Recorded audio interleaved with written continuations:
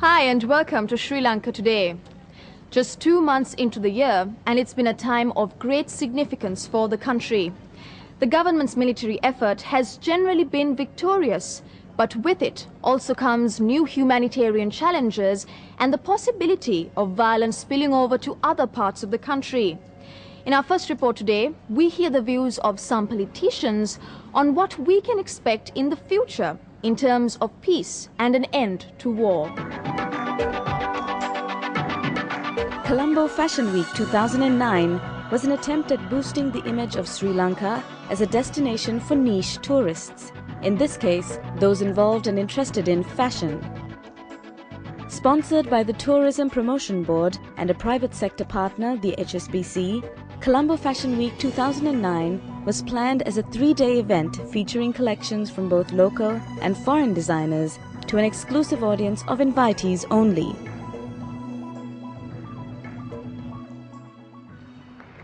But the second night's show was interrupted first by a power blackout and then the news that Colombo was under attack. According to the government, the attack itself was not successful as the intended targets were not destroyed. But as victories in the north have been piling up, new challenges have emerged, including possible attacks by the LTTE in other parts of the country. Ya TV spoke to Member of Parliament Dilan Perera and V.Anandasangaree, leader of the Tamil United Liberation Front, to find out their views on achieving a lasting peace in the country. Eradicating the LTTE, I am 100% in the government. There is no second word about it. No one has any right to kill another person.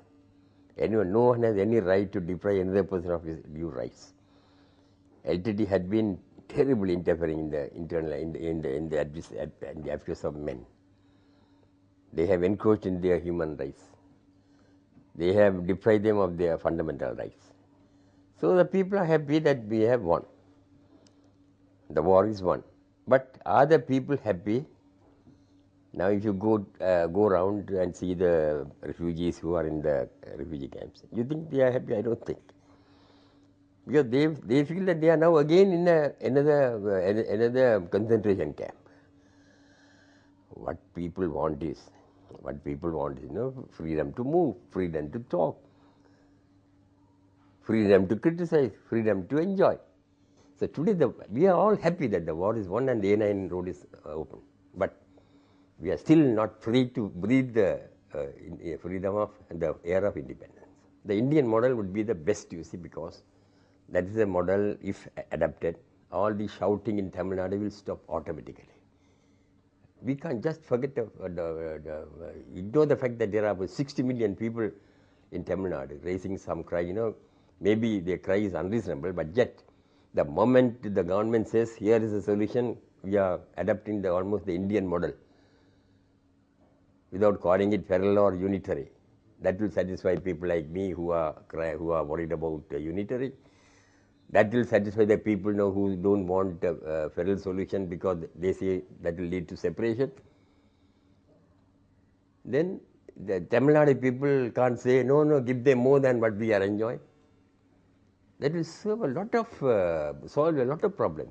If you take the military victories are against terrorism.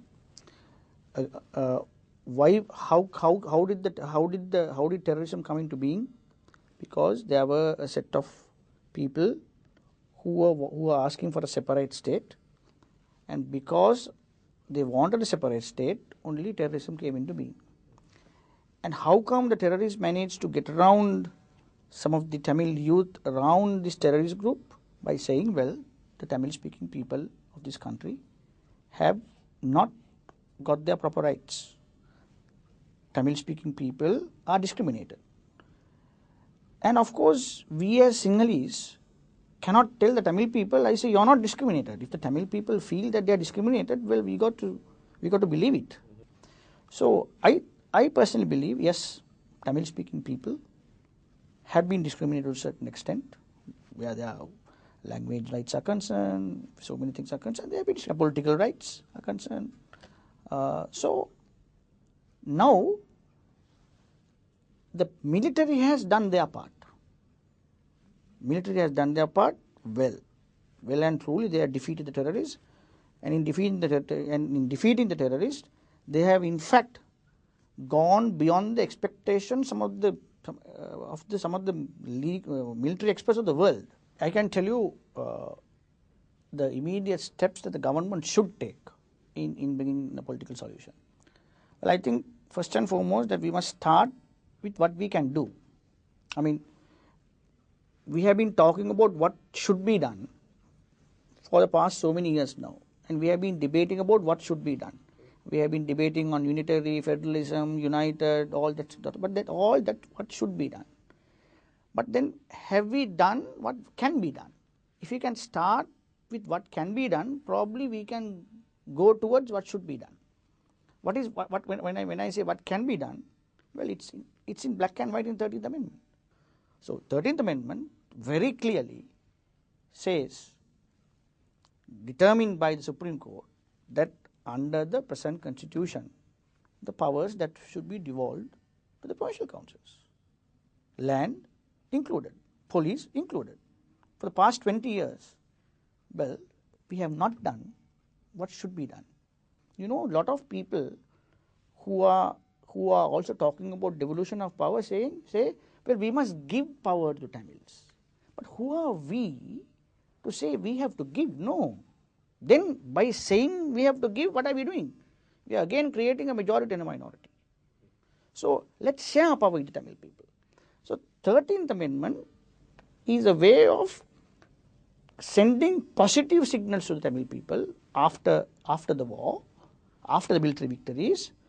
Well, the government is ready to share powers, because winning hearts and minds is more difficult than the military victories.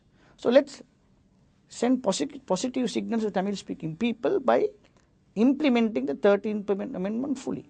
And when you start implementing it, then we can see whether the problems of the Tamil people are addressed by implementing the 13th Amendment. I feel, well, they are not going to be fully addressed. This is my feeling. Well, if they are not addressed, then we can go 13th Amendment plus plus.